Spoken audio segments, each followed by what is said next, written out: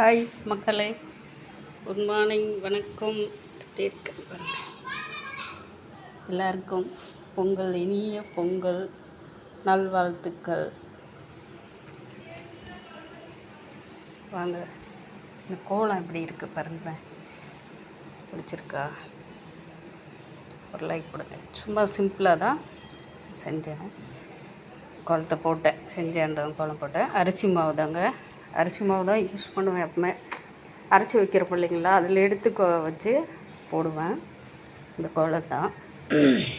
எல்லாருக்குமே நல்லா பொங்கல் கொண்டாடுங்க, செலிப்ரேஷன் பண்ணுங்கள். பாருங்கள், நம்ம செடியில் 3 செம்பருத்தி அழகாக பெரிய ஒரு பூவில் 5 இதழ்கள் இருக்கும். 5 கண்ணுன்ற பிள்ளைங்களா அந்த மாதிரி 3 பூவே அவ்வளோ பெருசாக தெரியுது. அடுத்தது இங்கே பாருங்கள், சின்ன குட்டியுண்டு செம்பருத்தி.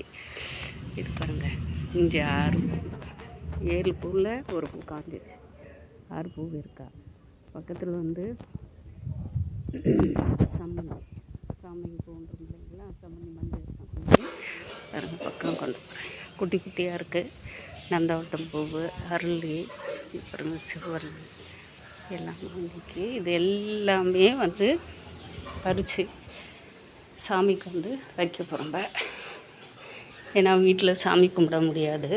ஒருத்தர் சொந்தக்காரர் டெத் ஆகிட்டாங்க அண்ணன் முறையில். அதனால் லேடிஸ் தான், சின்ன வயசு. அதாவது கிராமத்தில் நிறைய பேர் இந்த புற்றுநோயின்றதை ரொம்ப கேர்லெஸ்ஸாக தான் எடுத்துக்கிறாங்க. மார்பு புற்றுநோயின்றது அது ரொம்ப சீரியஸாக யாரையும் எடுத்துக்கிறதில்ல. அது 3 முறை ஆப்ரேஷன் பண்ணி, சின்ன வயசு தாங்க, ஒரு மீறி இருந்தால் ஒரு 45 தான் இருக்கும், 40 தான் இருக்கும், 45. ஏன்னா கிராமத்துல எல்லாம் 15 வயசு 13 வயசுலேயே கல்யாணம் பண்ணிடுறாங்க இல்லைங்களா, சின்ன சின்ன வயசில். அதெல்லாம் அவங்க என்ன காரணம்னு தெரில, திடீர்னு அந்த பொண்ணு இறந்துடுச்சு. 3 குழந்தைங்கன்னு நினைக்கிறேன். ரொம்ப கஷ்டம்தான். அவருக்கும் கால் ஒரு ஆக்சிடெண்ட்டில் ஒரு கால் இல்லை, ஒரு காலில் தான் நடந்துட்டு, வண்டியில் தான் போயிட்டு வந்துட்டு அப்படியே அந்த தம்பியும். ரொம்ப கஷ்டம்தான் அதெல்லாம். அதனால் சாமி கும்பல வீட்டில் அண்ணன் தம்பி முறைன்றதுனால சும்மா சிம்பிளாக நான் ஒண்டியே தான் இருக்கேன். தம்பி சென்னை போயிட்டு இப்படி இல்லை, பெரியவா அவங்க பெங்களூரில் இருக்காங்க மாமி வீட்டில். அதனால் இப்போ கடைக்கு போகலான்னு சொல்லிட்டு வீடெல்லாம் க்ளீன் பண்ணிவிட்டு கொஞ்சோண்டு உப்புமா செஞ்சு சாப்பிட்டு கடைக்கு போயிட்டு ஒரு அட்டன்ஸ் போட்டு ஒரு அக்கா வீட்டுக்கு போனோம். தனக்கா அவங்கன்னு சொல்கிறோம் இல்லைங்களா, அவங்க கூப்பிட்டே இருக்காங்க. அவங்களும் இந்த வருஷம் அவங்க பங்காளிங்கயா இறந்ததுனால அவங்களும் சாமி கும்பிடல. சும்மா அவங்கள போய் பார்த்துட்டு வந்தால் அவங்களுக்கு ஒரு திருப்தி. நேற்று கோயிலுக்கு வந்தாங்க என் கூட. இன்றைக்கி அவங்களுக்கு ஒரு சந்தோஷம். அதனால் கடைக்கு போயிட்டு கடையில் ஒரு அட்டன்ஸ் போட்டு ப்ளவுஸ் தைச்சி இருக்கிற ஒருத்தருக்கு கொடுத்துட்டு அவங்க வீட்டுக்கு போயிட்டு பார்த்துட்டு வந்துட்டு கொஞ்ச நேரம் ஒரு மணி 2 மணி வரைக்கும் கடையில் இருந்துட்டு அப்புறம் வீட்டுக்கு வந்துட்டு 2 நாள் வீட்டில் தான் இருப்பேன். தம்பி வந்தால் கடைக்கு போவேன், இல்லை வீட்டிலேயே தான் இருப்பேன்.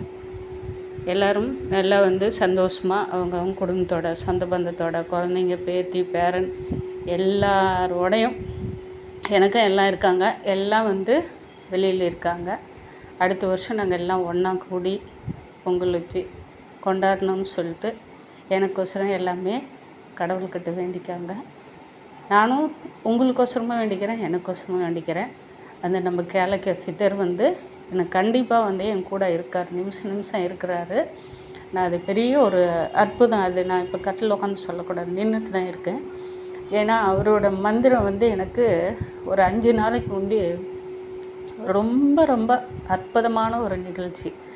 எனக்கு என்னை அப்படியே ஒரு பயங்கரமான வைப்ரேஷன் கொடுத்து கோல்டு கலரில் என்னை மாற்றி அப்படியே மனம் விட்டு கத்தணும் போல், கத்திட்டு ஆனந்தமாக கொண்டாடணும் போல் எனக்கு அந்த அளவுக்கு ஒரு 10 நிமிஷம் என்னால் முடியல. அப்பா அப்பா அப்பான்னு கத்துற அளவுக்கு எனக்கு ஒரு ஆனந்தத்தை கொடுத்துட்டாரு. என் உடம்பே ஃபுல்லாக வைப்ரேஷன் பயங்கரமான கோல்டு கலரில் மாறிடுச்சு. அந்த தக தக தகன்னு இருக்கிற மாதிரி ஆயிடுச்சு. அதெல்லாம் உணர்ந்தால் தான், மனப்பூர்வமாக நம்ம உணர்ந்தால் தான் அது கண்டிப்பாக நடக்கும். உணரணும். நம்மக்கிட்ட கடவுள் இருக்கார் அப்படின்னு சொல்லிட்டு அந்த முருகப்பெருமான், அந்த எம்பெருமான் எல்லாமே நம்ம கூட இருக்காங்க, நம்மளோட கர்மா தான் அப்படின்னு சொல்லிட்டு நம்ம நினைக்கணும், அதை உணரணும். கர்மாவிலேருந்து நமக்கு விடுதலை கிடைக்குன்னு சொல்லிட்டு கண்டிப்பாக சொல்கிறாரு கலைக்க ஐயர். அவர் அந்த ஐயர் சொல்கிறபடியே கண்டிப்பாக நடக்கணும். நம்மளும் நல்லபடியாக 4 பேருக்கு முன்னாடி சந்தோஷமாக ஆனந்தமாக எல்லா ஐஸ்வர்யமும் ஆனந்தமும் நம்ம கூட இருக்கணும்னு நினச்சிட்டு நம்ம கொண்டாடணும். ஆரோக்கியமாக இருக்கணும். மெயினாக நான் அவர்கிட்ட வச்சது ஒரு 3 கோரிக்கை வச்சுருக்கிறேன். எனக்கு உடம்பு ரீதியாக பயம் இருக்கும். ஏன்னா தம்பிங்கெல்லாம் வெளியில் இருக்கிறதுனால திடீர்னு மற்றபடியெல்லாம் நோய் நொடி அதுக்கு நான் பயப்படுவேன். எனக்கு அதை தெளிவாக என் உடம்புல இருந்து மனசில் இருந்து அந்த பாரத்தை இறக்கி வச்சுற அளவுக்கு எனக்கு ஒரு ஆனந்தத்தை கொடுத்துட்டாரு.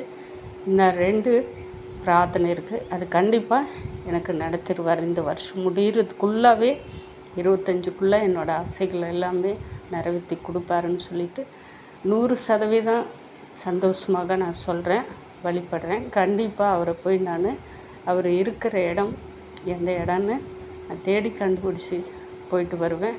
கண்டிப்பாக இது நடக்கும். கண்டிப்பாக அவரும் நடத்துவார். அவரோட ஆசீர்வாதத்தோடு எல்லாருக்கு இன்பங்களும் பெற்று அனைத்து செல்வங்களும் பெற்று ஆரோக்கியமாக இருக்கணும். நல்லபடியாக பண்டிகை கொண்டாடணும். இன்றைக்கு எப்படி எல்லாருமே சந்தோஷமாக இருக்காங்களோ அதே சந்தோஷத்தோட வாழ்நாள் ஃபுல்லாக எல்லாமே வரும். கஷ்டம் நஷ்டம் எல்லாமே வரும். அத்தனையும் நம்ம நல்ல ஒரு சுகபோகமாக எடுத்துகிட்டு சந்தோஷமாக கொண்டாடுங்க. அனைத்து மக்களுக்கும் நான் பொங்கல் வாழ்த்து, இனிய பொங்கல் வாழ்த்து சொல்லிக்கிறேன். பாய் மக்களே.